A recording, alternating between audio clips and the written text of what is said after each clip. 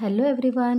आजच्या व्हिडिओमध्ये आपण MSCITच्या रिलेटेड असणारा इम्पॉर्टंट क्वेश्चन जो की मायक्रोसॉफ्ट वर्डच्या रिलेटेड आहे तो आपण पाहणार आहोत. आत्ता जे की नेक्स्ट मंथमध्ये आपली MSCITची एक्झाम असणार आहे आणि त्या एक्झाममध्ये प्रॅक्टिकलच्या रिलेटेड इम्पॉर्टंट क्वेश्चन्स जे असण्याची शक्यता आहे ते ऑलरेडी त्याच्याशी रिलेटेड असणारे मी व्हिडिओज ऑलरेडी अपलोड केलेले आहेत.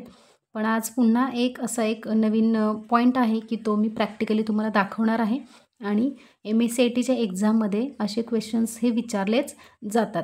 सो एक वर्ड डॉक्युमेंट मी फक्त तुमच्यासमोर टाईप केलेला आहे, अगदी सिम्पल. आता एक तर तुम्हाला प्रश्न विचारला जातो की हे जे वर्ड डॉक्युमेंट आहे त्याला आर्टिस्टिक बॉर्डर अप्लाय करा, आर्ट बॉर्डर. मग अशा वेळेला आपल्याला काय करायचं आहे, तर इथे डिझाईन टॅबमध्ये तुम्हाला सगळ्यात शेवटी page colour and page border option आहे. या पेज बॉर्डरवरती क्लिक करायचं आहे. पेज बॉर्डरवरती क्लिक केल्यानंतर हा page border and spacing dialog box window open होईल. यामध्ये तुम्हाला सगळ्यात शेवटी जो ऑप्शन आहे आर्ट, इथे तुम्हाला दिसून येईल. इथे आर्ट हा ऑप्शन आहे. या डाऊन ॲरोवरती तुम्हाला क्लिक करायचं आहे आणि वेगवेगळे डिझाईन्स तुम्हाला इथे डिस्प्ले होतील. तुमच्या चॉईसप्रमाणे तुम्हाला कोणती आर्टिस्टिक स्टाईल बॉर्डर अप्लाय करायची आहे ती स्टाईल तुम्ही सिलेक्ट करा आणि ओके या ऑप्शनवरती क्लिक करा.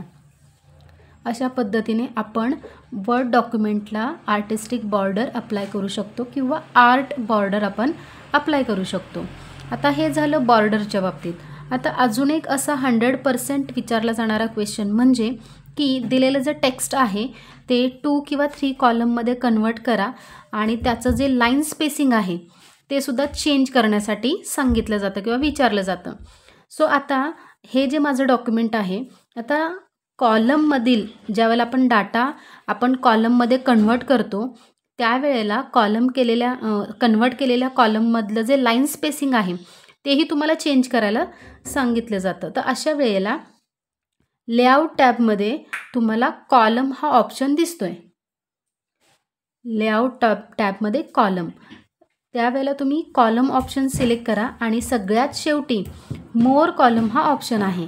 आता मोर कॉलमवरती क्लिक केल्यानंतर तुम्हाला 1 कॉलम 2 3 लेफ्ट राईट अशा पद्धतीचे ऑप्शन्स येतील किंवा नंबर ऑफ कॉलम जर मोर असतील 3 पेक्षा जास्त तर तुम्ही इथून हा नंबर तुम्ही चेंज करू शकता. 3 4 येस, इथून मी काय केलेलं आहे, नंबर चेंज केलेला आहे.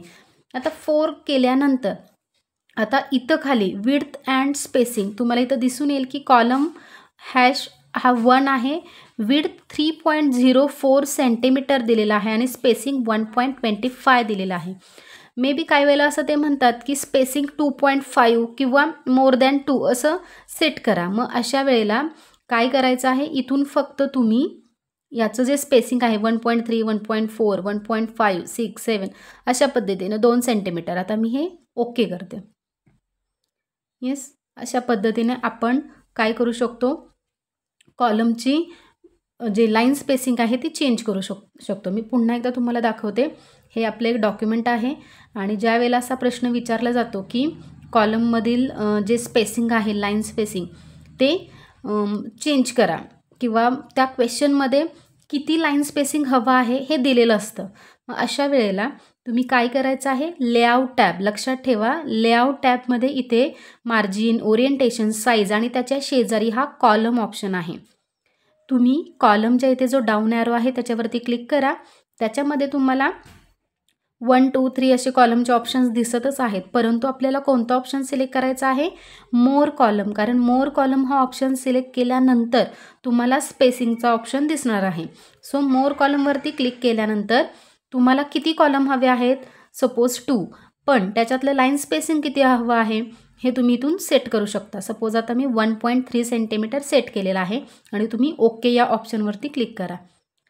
येस, अशा पद्धतीने तुमचं जे टेक्स्ट आहे ते 2 कॉलममध्ये कन्वर्ट होईल. आता इथे फक्त थोडंसंच टेक्स्ट असल्यामुळे हे अशाच कॉलम फॉर्मॅटमध्ये डिस्प्ले झालेलं आहे. परंतु तुम्ही जर पूर्ण पेज भरून डॉक्युमेंटमध्ये पूर्ण पेज टेक्स्ट टाईप केलेलं असेल तर आरामात ते कॉलम्स तुम्हाला ती इन्फॉर्मेशन 2 कॉलम्समध्ये कन्वर्ट झालेली दिसेल. आणि त्याचबरोबर त्याचं जे लाईन स्पेसिंग सांगितलेलं आहे, तुम्ही सपोज 1.3 ठेवलं असेल किंवा 1.5 ठेवलं असेल तर ते त्या टेक्स्टला त्या कॉलमला अप्लाय झालेलं तुम्हाला नक्कीच दिसून येईल. सो हे झालं आजच्या प्रॅक्टिकलबद्दल. अगदी 100% विचारला जाणारा क्वेश्चन म्हणजे मायक्रोसॉफ्ट वर्ड डॉक्युमेंटमध्ये पेजला बॉर्डर आर्ट बॉर्डर अप्लाय करा आणि जर एखादं टेक्स्ट असेल तर ते टेक्स्ट 2 कॉलममध्ये किंवा 3 कॉलममध्ये कन्वर्ट करून त्याच्यामधील जे स्पेसिंग आहे ते चेंज करायचं आहे. जे काही स्पेसिंग क्वेश्चनमध्ये दिलेलं असेल तेवढं स्पेस तुम्हाला सेट करायचं आहे. तुम्ही चुकूनही या स्पेसिंगमध्ये क्लिक करू नका. तुम्हाला कॉलममधील स्पेसिंग सांगितलं आहे. सो तुम्हाला या लेआउट टॅबमध्ये गेल्यानंतर हा कॉलम ऑप्शन सिलेक्ट करून मगच तुम्हाला स्पेसिंग हा ऑप्शन सिलेक्ट करायचा आहे. या स्पेसिंगबद्दल आपण पाहिलेलं आहे. सो तुम्ही सेम असं प्रॅक्टिकल घरी करून पहा. एखादं डॉक्युमेंट तुम्ही टाईप करा. सपोज एखादा टॉपिक घ्या आणि त्याच्याशी रिलेटेड असणारी इन्फॉर्मेशन टाईप करा. ती टाईप केलेली इन्फॉर्मेशन 2 किंवा 3 कॉलममध्ये कन्वर्ट करा आणि 2 किंवा 3 कॉलममध्ये कन्वर्ट केल्यानंतर इथे विड्थ आणि स्पेसिंग ऑप्शन दिलेला आहे. त्या पद्धतीने तुम्ही कॉलमची विड्थ आणि जे स्पेसिंग आहे ते तुम्ही चेंज करून सेट करून पहा. म्हणजे तुमच्या लक्षात येईल की ते प्रॅक्टिकली नक्की आपल्याला तसं आउटपुट मिळते की नाही. ओके, सो हे झालं आजच्या प्रॅक्टिकलबद्दल. अजून आपण बरेचसे प्रॅक्टिकल्स पाहणार आहोत जे की MSCITच्या एक्झाममध्ये अत्यंत महत्त्वाचे आहेत आणि 100% विचारले जाणारे क्वेश्चन्स आहेत. सो अशाच नवनवीन अपडेटेड इन्फॉर्मेशनसाठी या चॅनेलशी कनेक्टेड राहा आणि तुम्ही जर या चॅनेलवरती नवीन असाल तर या चॅनेलला सबस्क्राईब करायला विसरू नका. हा व्हिडिओ जास्तीत जास्त लोकांपर्यंत शेअर करा, लाईक करा आणि कमेंट करा. थँक्यू.